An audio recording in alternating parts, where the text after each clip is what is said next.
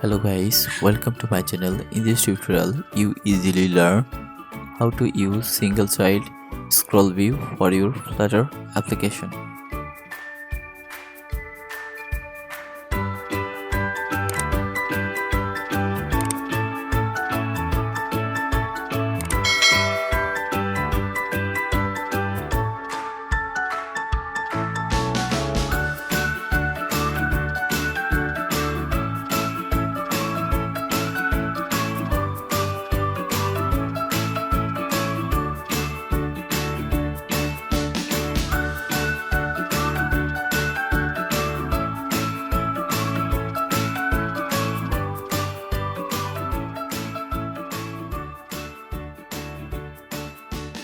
Here, just create a container and some text.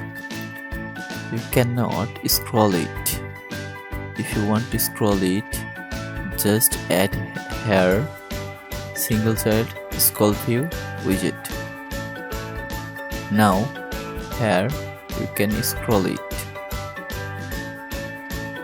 If you like this video, please subscribe our channel. Thanks for watching this video.